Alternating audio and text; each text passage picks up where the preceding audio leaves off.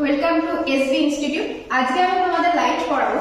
তো চলো আমাদের কিছু পোরশন দেখে নেওয়া যায়, লাইট থেকে কি কি ইম্পর্টেন্ট জিনিস আসছে, কিছু থিওরি পার্ট আমি তোমাদের আজকে বলে দেবো, তো সেগুলো তোমরা দেখে নাও।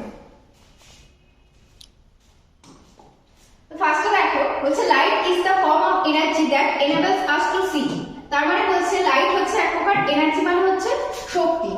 ঠিক আছে, লাইট হচ্ছে এক প্রকার শক্তি যার দ্বারা আমরা কি করতে সবকিছু জিনিস দেখতে পারি। তারপরে কি আছে অপটিক্স। অপটিক্স কাকে বলে? স্টাডি অফ লাইট কে বলা হচ্ছে অপটিক্স। তার মানে লাইট নিয়ে যে আমরা যে আলোচনা করি বা আমরা যে পড়াশোনা করি, সেই পড়াশোনার পদ্ধতিটাকে কি বলা হচ্ছে অপটিক্স। তাহলে স্টাডি অফ লাইট বা scientific study of state light and behaviour of light is called optics.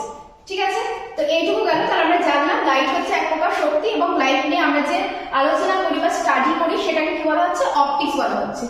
Next দেখো কি আছে source of light. Source of light মানে লাইট হচ্ছে কোথা থেকে উৎপন্ন হয়।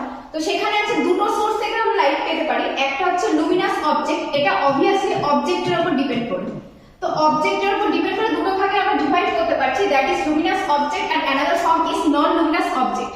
And luminous object having their own source of light is called luminous object. তার মানে যে অবজেক্টগুলো নিজস্ব আলো আছে সেগুলোকে কি বলা হয় luminous object, and the object which do not have their own source of light is called non luminous object. তার মানে যাদের নিজস্ব আলো আছে তাদেরকে বলা হচ্ছে luminous object এবং যাদের নিজস্ব আলো নেই তাদেরকে বলা হচ্ছে non luminous object। তার মানে ধরো কোনো একটা বাল্ব বা লাইট জ্বলছে, যার নিজস্ব আলো আছে, মানে বাল্ব বা লাইট থেকে আমরা কি পাই? আলো পাচ্ছি। তো সেটা কার মধ্যে চলে যাবে? লুমিনাস অবজেক্টের মধ্যে চলে যাবে। আর ধরো এখানে কোনো টেবিল বা চেয়ার রাখা আছে, তো টেবিল চেয়ার থেকে তো কোনো আলো পাই না আমরা, তো সেটা কিসের মধ্যে চলে যাবে? নন লুমিনাস অবজেক্টের মধ্যে চলে যাবে। তো এখানে একটা কোশ্চেন অ্যারাইজ করতে পারে, দ্যাট ইজ যে নন লুমিনাস যে অবজেক্ট আছে তার তো কোনো আলো নেই, তো সেগুলোকে আমরা কি করে দেখতে পাই? চেয়ার টেবিল কি করে দেখতে পাচ্ছি? এর তো কোনো আলো নেই না। তো ব্যাপারটা হচ্ছে যে লুমিনাস অবজেক্ট, ধরো এখানে একটা বাল্ব রাখা হয়েছে, এই বাল্ব থেকে যে আলোটা আসছে সেটা নন লুমিনাস অবজেক্টে রিফ্লেক্ট করে আমাদের চোখে আসে, তার জন্য আমরা নন লুমিনাস অবজেক্ট বা যাদের আলো নেই সেগুলোকে আমরা দেখতে পারি বা সেগুলো ভিজিবল হয়। তার মানে অবজেক্ট আমাদের দুই প্রকার, একটা হচ্ছে লুমিনাস আর একটা হচ্ছে non luminous object. Next characteristics of light, মানে লাইটের কি কি প্রপার্টিজ আছে সেটা পড়তে হবে। ফার্স্ট কি বলছে? লাইট হচ্ছে ইলেক্ট্রোম্যাগনেটিক রেডিয়েশন বা ইলেক্ট্রোম্যাগনেটিক ওয়েভ বলা যেতে পারে এটাকে। ওকে, ফার্স্ট হচ্ছে দেখো ওয়েভকে দুটো ভাগে ভাগ করা যায়। ওকে, একটা হচ্ছে ইলেক্ট্রোম্যাগনেটিক ওয়েভ, একটা হচ্ছে ইলেক্ট্রোম্যাগনেটিক ওয়েভ, আর একটা হচ্ছে মেকানিক্যাল ওয়েভ, আর একটা হচ্ছে মেকানিক্যাল ওয়েভ। মেকানিক্যাল ওয়েভ, তো ইলেক্ট্রোম্যাগনেটিক ওয়েভ যেটা থাকে তার কি থাকে? সেটা হচ্ছে ইলেক্ট্রোম্যাগনেটিক ওয়েভ যেটা হয় তার হচ্ছে এটার জন্য এই ওয়েভটা যাওয়ার জন্য কোনো মাধ্যমের প্রয়োজন নেই, মাধ্যমের কোনো প্রয়োজন নেই, সেটাকে বলা হচ্ছে ইলেক্ট্রোম্যাগনেটিক ওয়েভ। আর যেটা হচ্ছে যেটাকে ট্রান্সমিট করার জন্য বা রেডিয়েট করার জন্য মাধ্যমের দরকার হয় সেটাকে বলা হচ্ছে মেকানিক্যাল ওয়েভ। তো আমরা জানি লাইট যখন লাইটের ওয়েভগুলো যখন যায় তো তার জন্য আমাদের কোনো মাধ্যমের প্রয়োজন নেই। সো লাইটটা কিসের মধ্যে পড়ছে? ইলেক্ট্রোম্যাগনেটিক রেডিয়েশন বা ইলেক্ট্রোম্যাগনেটিক ওয়েভ। আর মেকানিক্যাল ওয়েভের উদাহরণ কি হবে? সাউন্ড। সাউন্ডের জন্য আমাদের কোনো মাধ্যম দরকার, কোনো মাধ্যম ছাড়া সাউন্ড কিন্তু আমরা শুনতে পারবো না। যদি এয়ার বা কোনো কিছু না থাকে সাউন্ড কিন্তু প্রপাগেট করবে না, দ্যাটস মিন সাউন্ডের জন্য আমাদের মাধ্যম required, so it is called mechanical wave. আর এটাকে বলা হচ্ছে লাইটের কি বলা হচ্ছে? Electromagnetic wave. Okay, light travels in a straight line path and which is termed as a rectilinear propagation of light. তার মানে বলা হচ্ছে লাইট হচ্ছে স্ট্রেট লাইনে চলে। এটা আমরা কি করে বুঝবো? ধরো একটা লাইট জ্বলছে, তার সামনে তুমি দাঁড়িয়ে গেলে, ঠিক আছে, তো দাঁড়িয়ে গেলে পেছনে একটা কি করবে? ছায়া পড়বে, পেছনে একটা ছায়া বা ইমেজ তৈরি হবে। লাইট যদি স্ট্রেট লাইনে না চলতো তাহলে ইমেজটা তৈরি হতো। তো এর থেকে কি বোঝা যায়? লাইট হচ্ছে স্ট্রেট লাইনে চলে। Light is a transverse wave, that is, it is a wave in which particles move perpendicular to the direction of the propagation of light. মানে কি হচ্ছে? এই ধরো লাইটের ওয়েভগুলো এদিকে যাচ্ছে আর এখানে হচ্ছে পার্টিকেল রয়েছে, তো পার্টিকেল আর ওয়েভের মধ্যে 90 ডিগ্রি যখন কোণ হবে তখন সেটাকে বলা হচ্ছে কি? Transverse wave. তো লাইটের যে পার্টিকেল থাকে আর যে ওয়েভটা যাচ্ছে তার মধ্যে যে অ্যাঙ্গেলটা হয় সেটা হচ্ছে 90 ডিগ্রি, সেজন্য লাইটটাকে কি বলা হচ্ছে? লাইটটাকে বলা হচ্ছে ট্রান্সভার্স ওয়েভ। তো আমরা এখানে তিনটে ক্যারেক্টারিস্টিক্স পেলাম। একটা হচ্ছে কি? লাইট হচ্ছে একটা হচ্ছে ইলেক্ট্রোম্যাগনেটিক রেডিয়েশন বা ইলেক্ট্রোম্যাগনেটিক ওয়েভ, যেটার জন্য আমাদের কোনো মাধ্যমের দরকার নেই। আর সেকেন্ড ওয়ান ইজ কি বলা হচ্ছে? যে লাইট হচ্ছে স্ট্রেট লাইনে চলে। তার মানে লাইটের সামনে যদি তুমি দাঁড়িয়ে যাও তাহলে পেছনে একটা ইমেজ বা একটা ছায়া তৈরি হবে, তার মানে লাইট স্ট্রেট লাইনে চলে। আর থার্ড হচ্ছে light is a transverse wave, তার মানে কি? এর যে মাধ্যমের যে কণাগুলো আর যে ওয়েভটা আছে তার মাঝখানে অ্যাঙ্গেল হবে 90 ডিগ্রি।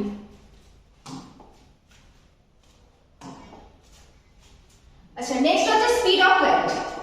স্পিড অফ লাইট এটা খুব important. Important. Speed of light মানে লাইটের স্পিড কত। ভ্যাকিউম মানে যেখানে কোনো বাতাস নেই বা কোনো কিছু নেই, শূন্যস্থান যেটাকে বলা হচ্ছে, দ্যাট ইজ কল্ড ভ্যাকিউম। তো ভ্যাকিউমের হচ্ছে যে লাইটের যে speed 2.99 into 10 to the power 8, এটাকে অ্যাপ্রক্স পরীক্ষার সময় एग्जाমে দেওয়া থাকে 3 into 10 to the power 8 metre per second. এটাকে সেন্টিমিটারে দেওয়া থাকতে পারে, সেই সময় এটাকে 10 to the power 10 হয়ে যাবে ইউনিটটা। আচ্ছা, এয়ারে হচ্ছে 2.9970 into 10 to the power 8, ওয়াটারে 2.26 into 10 to the power 8, গ্লাসে 1.97 into 10 to the power 8, ডায়মন্ডে 1.24 into 10 to the power 8। তাহলে সবথেকে বেশি যদি স্পিড বলা হয় তাহলে কি আছে ভ্যাকিউম, তারপর কি আছে এয়ার, তারপর কি আছে ওয়াটার, দেন হচ্ছে গ্লাস এন্ড দেন লাস্ট হচ্ছে ডায়মন্ড। এই হচ্ছে লাইটের স্পিডের যে আমাদের যে মানে ছোট থেকে বড় থেকে ছোট যদি সাজায় তো ফার্স্ট আসবে হচ্ছে vacuum, then air, then water, then glass and then diamond. তো সবথেকে বেশি স্পিড হচ্ছে ভ্যাকিউমে, তারপর এয়ার। আচ্ছা, reflection of light. Reflection of light, তো এটাকে আমি একটা পিকচার দিয়ে বোঝাচ্ছি তাহলে আর ভালো বোঝা যাবে।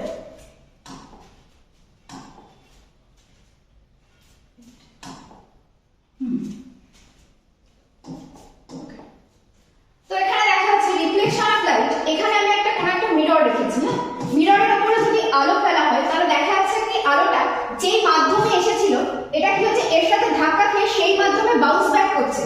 এই প্রপার্টিকে কি বলা হচ্ছে রিফ্লেকশন অফ লাইট। যে মাধ্যমে আলো আসবে বাউন্স ব্যাক করে কোথায় চলে যাবে সেই মাধ্যমে যদি ফিরে চলে যায়, এই ঘটনাটাকে বলা হচ্ছে রিফ্লেকশন অফ লাইট। এবার দেখা যাচ্ছে যে এইখানে যেটা পড়ছে মিররের সাথে, যে মিররের যেখানে আলোটা পড়ছে, এই আলোটা যেটা আসছে ফার্স্ট যেটা পড়ছে এটাকে বলা হচ্ছে ইনসিডেন্ট রে, যেটা পড়ছে এবং রিফ্লেক্ট করে যেটা বেরিয়ে চলে যাচ্ছে এটাকে বলা হচ্ছে রিফ্লেক্টেড রে। এবং এই দুটোর মাঝখানে কি করা হচ্ছে পারপেন্ডিকুলার, মিররের সাথে পারপেন্ডিকুলার একটা নরমাল আঁকা হচ্ছে, তো সেটাকে নরমালি বলা হয়। ঠিক আছে, তো যে যেদিক থেকে আলো পড়ছে সেটাকে বলা হচ্ছে ইনসিডেন্ট রে, এবং বাউন্স ব্যাক করে যে দিকে চলে যাচ্ছে সেটাকে বলা হচ্ছে রিফ্লেক্টেড রে। এবং এই মিররের সাথে পারপেন্ডিকুলার একটা দাগ আঁকা হয় বা একটা সারফেস আঁকা হয়, দ্যাট ইজ কল্ড নরমাল। এবং নরমাল এবং ইনসিডেন্ট এর মাঝখানে যে অ্যাঙ্গেলটা সেটাকে বলা হচ্ছে ইনসিডেন্ট অ্যাঙ্গেল, এবং নরমাল এবং রিফ্লেক্টেড এর মাঝখানে যে অ্যাঙ্গেল আছে সেটাকে বলা হচ্ছে রিফ্লেক্টেড অ্যাঙ্গেল। তো এই পুরো ঘটনাটাকে বলা হচ্ছে রিফ্লেকশন। তো আগে কি লেখা ছিল একটু দেখে নিই। আচ্ছা, reflection of light is a process of bouncing back light rays when it strikes the smooth and shiny reflecting surface। তার মানে কি বলা হচ্ছে স্মুথ সারফেসের উপর যখন কোনো reflection of light is a process of bouncing back lights when it strikes the smooth and shiny reflecting surface। Reflected বা স্মুথ বা শাইনি সারফেসের উপর যখন কোনো আলো পড়ে এবং সেটা যখন বাউন্স ব্যাক করে ফিরে যায়, that is called reflection of light.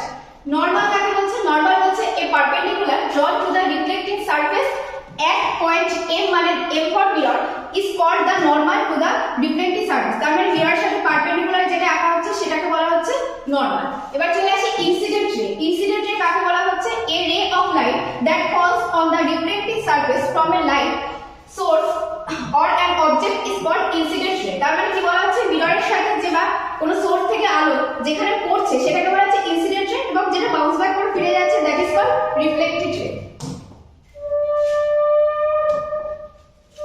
Reflected রে লেখা আছে এখানে, ওকে।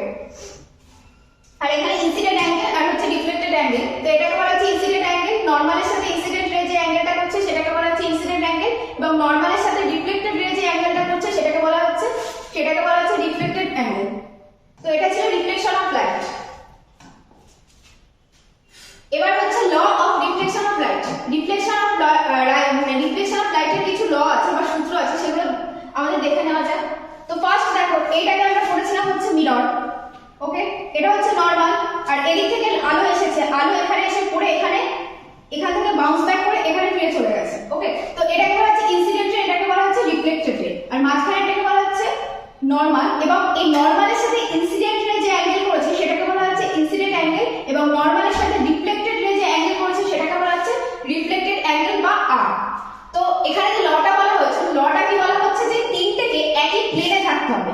এই যে রিফ্লেক্টেড রে, ইনসিডেন্ট রে এবং এই নরমাল, এই তিনটেকে একই প্লেনে থাকতে হবে। প্লেন মিন্স এবার বুঝে নেওয়া যাক। ধরো এই পেনটা, ঠিক আছে, তো এই পেনটার উপরে ধরো এরকম মলিকুল আছে তিনটে, তো তিনটে যদি এরকম একই সরলরেখায় থাকে বা একই জায়গায় থাকে সেটাকে বলা হচ্ছে প্লেন। এর উপরে যদি কিছু থাকে সেটাকে বলা হচ্ছে অ্যাবভ দ্য প্লেন, নিচে যদি কিছু থাকে that is called below the plane. তো তিনটে যদি একই রেখায় থাকে সেটাকে বলা হচ্ছে প্লেন। তো আমরা দেখতে পাচ্ছি এখানে নরমাল, ইনসিডেন্ট রে এবং রিফ্লেক্টেড রে তিনটে একই রেখায় আছে, তার মানে এটাকে কি বলা হচ্ছে? এই তিনটেকে একই হবে। রিফ্লেকশনের জন্য এটা ফার্স্ট কন্ডিশন যে তিনটেকে একই প্লেনে থাকতে হবে। এবং সেকেন্ড কন্ডিশন কি এই যে ইনসিডেন্ট অ্যাঙ্গেল এবং এই যে রিফ্লেক্টেড অ্যাঙ্গেল এই দুটোকে সমান হতে হবে। That is I equals to কি হতে হবে, ইনসিডেন্ট অ্যাঙ্গেল ইকুয়ালস টু কি হবে, আই ইকুয়ালস টু আর হতে হবে। এই দুটোকে সেম হতে হবে, এটা হচ্ছে রিফ্লেকশনের ল। হয়ে গেল তাহলে রিফ্লেকশনের ল। নেক্সট দেখা যাক কি আছে। আচ্ছা, টাইপ অফ রিফ্লেকশন, এখানে হাফটা মুছে যাচ্ছে, এটা রিফ্লেকশন হবে। Okay, type of reflection, type of reflection. তো দুটো টাইপের রিফ্লেকশন হয়, একটা হচ্ছে রেগুলার রিফ্লেকশন আর একটা হচ্ছে ইরেগুলার রিফ্লেকশন। একটা হচ্ছে রেগুলার আর একটা হচ্ছে ইরেগুলার রিফ্লেকশন। রেগুলার রিফ্লেকশন কাকে বলছে, বলছে যদি কোনো মিররের উপর প্যারালাল, প্যারালাল মানে সমান্তরাল, সমান্তরাল যদি কোনো আলো আসে এবং রিফ্লেকশনের পর যদি সমান্তরাল ভাবে বেরিয়ে চলে যায় তাহলে সেটাকে কি বলা হচ্ছে, সেটাকে বলা হচ্ছে রেগুলার রিফ্লেকশন। এবার এটাকে কি, এই রেগুলার রিফ্লেকশন একটা কন্ডিশন কি, এটাকে স্মুথ সারফেস হতে হবে, এটাকে পুরোটা স্মুথ হতে হবে। তাহলে স্মুথ সারফেসের উপর যদি প্যারালালি কোনো আলো এসে পড়ে এবং সেটা যদি বাউন্স ব্যাক করে রিফ্লেকশন হয়ে প্যারালালি বেরিয়ে চলে যায় তাহলে সেটাকে কি বলা হচ্ছে, রেগুলার রিফ্লেকশন। আর যদি কোনো কার্ভ সারফেসের উপর, মানে যেটা স্মুথ নয়, আঁকা বাঁকা কোনো সারফেসের উপর বইয়ের কাগজ হতে পারে, খাতার কাগজ হতে পারে, টেবিল হতে পারে, হোয়াটএভার, তো যেটা হচ্ছে মসৃণ নয়, যেটা স্মুথ নয়, তার উপর যদি আলো পড়ে তো সেটা দেখা যাচ্ছে কি সেটা প্যারালালি পড়ছে না। এটা যেমন কি করছিল, প্যারালালি পড়ছিল, এখানে প্যারালালি পড়বেও না এবং বাউন্স ব্যাক করে যখন রিফ্লেক্টেড হবে তখন দেখা যাচ্ছে এটা প্যারালালি রিফ্লেক্টেড হবে না, মানে এই অ্যাঙ্গেলে পড়লে এখান দিয়ে বেরিয়ে যেতে পারে, এখানে পড়লে এখান দিয়ে বেরিয়ে যেতে পারে। তো that is called irregular reflection. ঠিক আছে, তো রেগুলার রিফ্লেকশন এখানে ডিফারেন্সিয়েট করা আছে, লেখা আছে in a regular reflection parallel beam of light remains parallel after reflection. এই যে প্যারালাল যে আলোগুলো পড়ছে এগুলো আফটার রিফ্লেকশনের পরে কি রয়েছে, প্যারালালই রয়েছে, বাট এখানে প্যারালাল থাকবে না। এটা হচ্ছে first point. And second point is it's occur on the smooth surface like mirror. তাহলে এটা কোথায় হচ্ছে, এটা হচ্ছে স্মুথ সারফেসে হচ্ছে। আর এটা কি বলছে, it's occur on the rough surface, যেটা রাফ সারফেস সেটাতে হচ্ছে ইরেগুলার রিফ্লেকশন। আচ্ছা, image is form due to the regular reflection. Regular reflection পরে আমরা কি দেখতে পারবো, ইমেজ ফর্মেশন হচ্ছে। এখানে দেখা যাচ্ছে ইরেগুলার রিফ্লেকশনের ফলে কোনো রকম ইমেজ এখানে তৈরি হবে না। আচ্ছা, the reflected rays are reflected parallel in one direction, এরা সবাই একটাই ডাইরেকশনে যাবে। ঠিক আছে, তো এর রিফ্লেকশনের পর একটাই ডাইরেকশনে যাবে, বাট এখানে হ্যাপাসাডলি যাবে, এটা এখানে যাচ্ছে, এটা এখানে যাচ্ছে। ঠিক আছে, তো এই ছিল মেন পার্থক্য। এটা আমি একটা উদাহরণ বলছি তাহলে ভালোভাবে বুঝতে পারবে। যেমন সিনেমা হল, সিনেমা হলে যে আমরা আলোটা দেখতে পারি that is irregular reflection. Why, কারণ ইরেগুলার সিনেমা হলে আমরা কি দেখতে পারি, এক জায়গায় স্ক্রিন লাগানো আছে এবং পরপর চারিদিকে অনেকগুলো সিট করা আছে। তো যদি আলোটা একদিকে প্যারালালি যেত, এই যদি সিনেমা হতো, ঠিক আছে, এই যদি এখান থেকে আলোর সোর্স হতো রিফ্লেক্টেড হয়ে হলো এই দিকে গেল, ওকে, তো এই দিকে যদি চোখ রাখতে তুমি এদিক থেকে সিনেমাটা দেখতে পারবে। কেউ যদি চোখ এদিকে রাখে সে কিন্তু সিনেমা আর দেখতে পারবে না। বাট সিনেমা হলে আমরা কি দেখি, সবাই সিনেমা প্রপার ভাবে দেখতে পাচ্ছে, সেটা সামনে বসলেও যা, কর্নারে বসলেও তাই, পিছনে বসলেও তাই। তো কেন হচ্ছে, কারণ এটা ইরেগুলার রিফ্লেকশন হচ্ছে। মানে সিনেমা হলে যেটা হচ্ছে আলো এসে বাউন্স ব্যাক করে কোথায় চলে যাচ্ছে, চারিদিকে ছড়িয়ে পড়ছে। তো that is irregular reflection. The cinema hall হচ্ছে ইরেগুলার রিফ্লেকশনের একটা এক্সাম্পল। আর একটা এক্সাম্পল আছে এখানে, হ্যাঁ, এটা তো এটা হচ্ছে রেগুলার রিফ্লেকশন, এটা হচ্ছে ইরেগুলার রিফ্লেকশন। ঠিক আছে, বা যেকোনো এটা হচ্ছে যেকোনো এটা ঠিক ইরেগুলার নয়, যেটা পুকুরের ছবি আমি বলছি। এটা ধরো এখানে দেখতে পাচ্ছ এখানে পাহাড় আছে, ঠিক আছে, তো এখান থেকে দেখো এই জলের মধ্যে যদি তুমি ক্যামেরা রাখো এই পাহাড়ের পুরো চিত্রটাই তুমি এখানে দেখতে পাচ্ছ। তো কেন দেখতে পাচ্ছ, এইখানে যে সারফেসটা আছে এটা হচ্ছে স্মুথ সারফেসের মতো অ্যাক্ট করছে, যার জন্য কি হচ্ছে আফটার রিফ্লেকশনের পর আমি পুরো চিত্রটা দেখতে পাচ্ছি এবং পুরো ইমেজটা আমি দেখতে পাচ্ছি। ঠিক আছে, এটা ওয়ান ডাইরেকশনে চলে আসবে, পুরো ইমেজটা আমরা দেখতে পাচ্ছি, সেই জন্য এটাকে বলা হচ্ছে রেগুলার রিফ্লেকশন। বাট তোমাদের বাড়ির সামনে যদি কোনো পুকুর বা নদী থাকে, তার আশেপাশে যদি কোনো গাছ থাকে, তো তুমি কোনোদিন পুকুর বা নদীতে তুমি কোনোদিন আশেপাশে যে গাছটা আছে তার ছবি যদি, তার ইমেজ যদি তুমি পুকুরে দেখতে চাও, তুমি দেখবে ঠিকঠাক দেখতে পারবে না, হয়তো কিছুটা দেখা যাচ্ছে, মাঝখানে কিছুটা দেখা যাচ্ছে না। তো পুকুর বা নদীতে আশেপাশের গাছের ছবি কিন্তু কোনোদিনই সেখানে রিফ্লেক্ট করে না। কেন করে না, বা পুকুর বা নদী তার পাশে যে সারফেসটা থাকে সেটা হচ্ছে ইরেগুলার সারফেস, সেই জন্য প্রপার ছবি আমরা পাবো না। বাট এখানে দেখো পুরো প্রপার ছবিটা আমরা এখানে পেয়েছি, তো এটা হচ্ছে রেগুলার রিফ্লেকশন। পুকুর বা নদীতে আমরা গাছের ছবি ঠিকঠাক দেখতে পাই না, তো দ্যাট ইজ ইরেগুলার রিফ্লেকশন।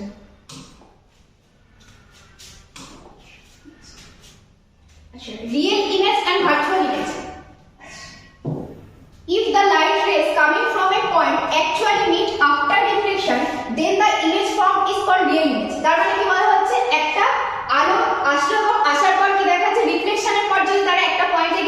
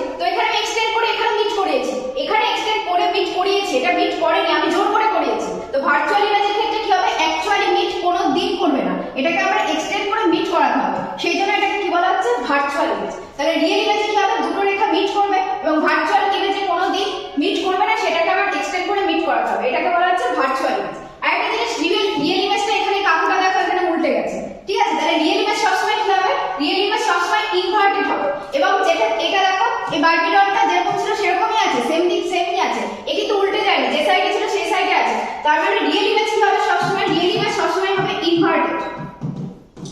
এবং যেটা ভার্চুয়াল ইমেজ সে সবসময় কি হবে, ইরেক্ট। ইরেক্ট মানে একই দিকে আছে, ঠিক আছে? তো এটা ছিল real image and virtual image.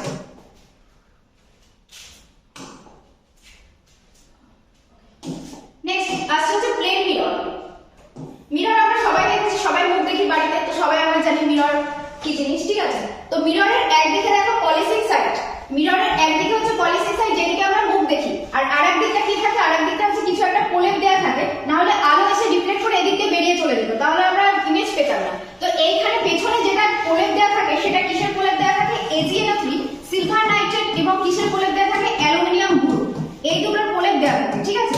যার জন্য কি হয়, যার জন্য হচ্ছে আলো এখানে রিফ্লেকশন করে বেরিয়ে চলে যেতে পারে না, ঠিক আছে? যার জন্য আমরা ইমেজ দেখতে পারি। তো এটাকে মিরর বলা হচ্ছে। মিরর আমরা সবাই চিনি, এটাকে হচ্ছে প্লেন মিরর। তো প্লেন মিররে কি কি ইমেজ তৈরি হয় সেটা দেখে নিই।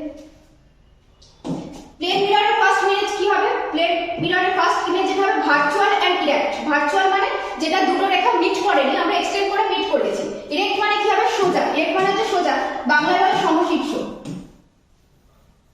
সমশীর্ষ।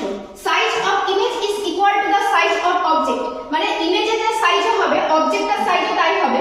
The image form is far behind mirror as the object in front of it, laterally inverted. এটা একটা ছবি দেখায়, এই যে এই বোতলটা, তো এখানে হচ্ছে বোতল, এই হচ্ছে একটা মিরর। তো এই বোতল থেকে এই মাথা থেকে যে আলোটা এসেছে সেটা দেখো এখানে রিফ্লেক্ট করে এখানে গেছে এবং সেটা মিট করেছে মাথাতে, এবং পা থেকে যে আলোটা এসেছে সেখানে এখানে মিট করে এটাও পায়ে গিয়ে মিট করেছে। তো দেখো বোতলটা যেদিকে ছিল এটা কি আছে, সেই দিকেই আছে।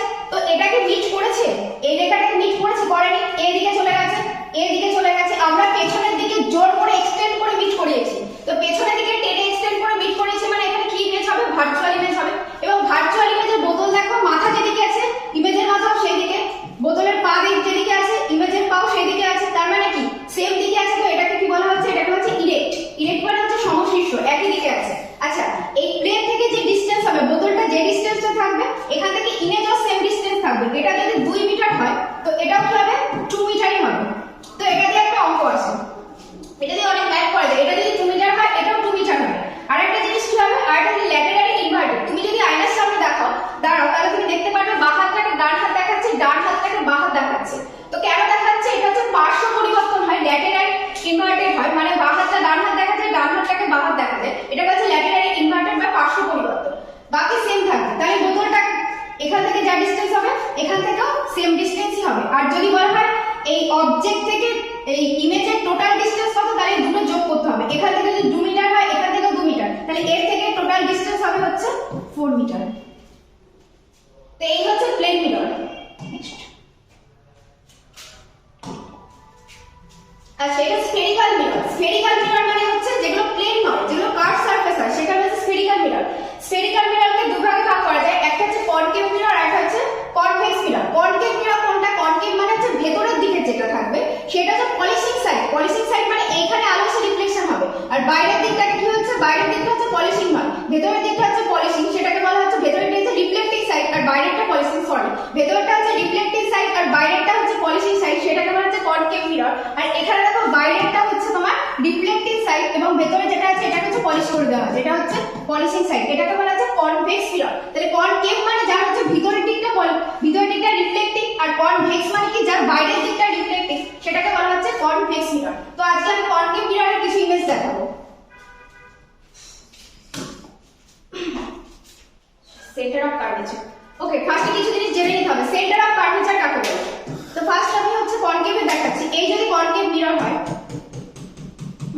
তো এটা আমি কি লিখেছি, একটা গোল লিখেছি। এটা নিশ্চয়ই কোনো একটা সার্কেলের অংশ ছিল, এখানে আমি কেটে নিয়ে নিশ্চয়ই এটা পেয়েছি। এটা নিশ্চয়ই কোনো একটা সার্কেলের অংশ ছিল, তাই এর যে মিড পয়েন্ট, যে আমি এই মিররটা যেটা নিয়েছি সেটা নিশ্চয়ই কি ছিল, কোনো একটা সার্কেলের অংশ ছিল।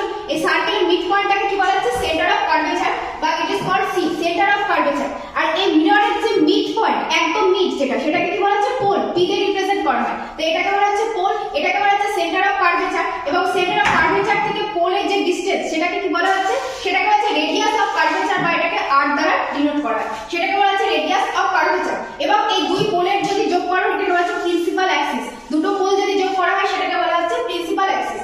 আবার বলছি এটা হচ্ছে একটা কনকেভ লেন্স, এই লেন্সটা কোনো একটা সার্কেলের অংশ ছিল যেখান থেকে আমি কেটে নিয়ে লেন্সটা মিররটা পেয়েছি, তো এর মাঝখানে যে সেন্টার সেটাকে কি বলা হচ্ছে সেন্টার অফ কার্ভেচার, আর এই যে মিরর এর মাঝখানে একটা জায়গা আছে সেটাকে বলা হচ্ছে পোল, এবং পোল এবং সেন্টার অফ কার্ভেচার মাঝখানে যে ডিসটেন্স সেটাকে বলা হচ্ছে রেডিয়াস অফ কার্ভেচার, এবং এই দুটো পোল যদি যোগ করি এটাকে বলা হচ্ছে প্রিন্সিপাল অ্যাক্সিস। এই ছিল হচ্ছে তোমার কনকেভ মিরর। এবার একটা জিনিস মনে রাখতে হবে, এই দুটো ফান্ডাতে সব কোশ্চেন হয়ে যাবে, কোথায় ইমেজ হয়ে যাবে। ফার্স্ট কি, যদি কোনো আলো প্রিন্সিপাল অ্যাক্সিসের সমান্তরালে আসে তাহলে এটা রিফ্লেক্টিং হয়ে সবসময় কোথা দিয়ে যাবে, ফোকাস পয়েন্ট দিয়ে যাবে, কোথা দিয়ে যাবে, ফোকাস পয়েন্ট দিয়ে যাবে। আরেকটা কি, যদি কোনো আলো ফোকাস পয়েন্ট দিয়ে আসে তাহলে ওটা কি হবে, সেটা রিফ্লেক্টেড হয়ে প্যারালাল হয়ে যাবে। এই দুটো দিয়ে সব পিকচারগুলো আমাদের হয়ে যাবে। ফার্স্ট পয়েন্ট আমি কি বললাম, অন্য কালার একটা নিচ্ছি, ইউজ আছে পেন। ফার্স্ট কি বললাম, যদি কোনো আলো, এই হচ্ছে প্রিন্সিপাল অ্যাক্সিস, যদি কোনো আলো প্রিন্সিপাল অ্যাক্সিসের প্যারালালে আসে এটা রিফ্লেক্টেড হয়ে যে পয়েন্ট দিয়ে বেরিয়ে চলে যাবে সেটাকে কি বলা হচ্ছে ফোকাস, এই যে এটা, ঠিক আছে। তাহলে প্যারালালে আসলে ফোকাস দিয়ে যাবে, এবং যদি কোনো আলো ফোকাস দিয়ে আসে তাহলে এটা রিফ্লেক্টিং হয়ে কোথায় বেরিয়ে যাবে, প্যারালালি বেরিয়ে চলে যাবে প্রিন্সিপাল অ্যাক্সিসে। এই দুটো হচ্ছে ফর্মুলা, এখান দিয়ে আমরা প্রত্যেকটা কোথায় কি ইমেজ হবে বের করে নিতে পারবো।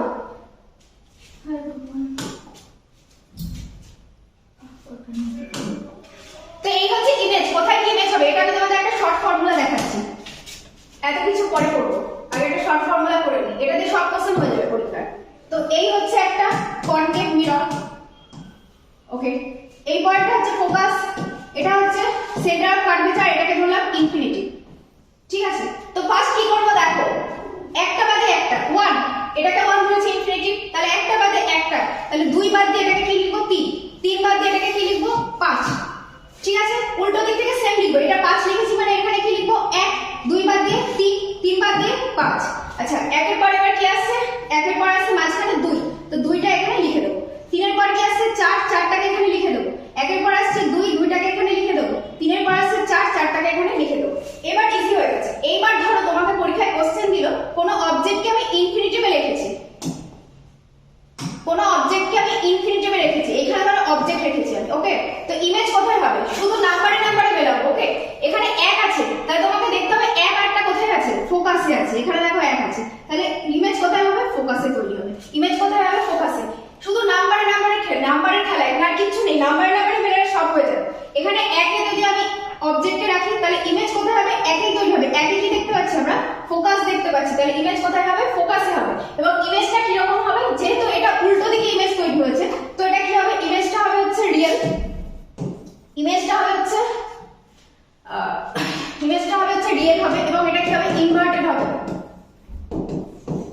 রিয়েল হবে এবং ইনভার্টেড হবে। এবার এটা কি হবে, পয়েন্ট সাইজ হবে, খুব ছোট হবে, POINT, পয়েন্ট সাইজ হবে, ঠিক আছে। এটা কি হবে, পয়েন্ট সাইজ হবে, ওকে।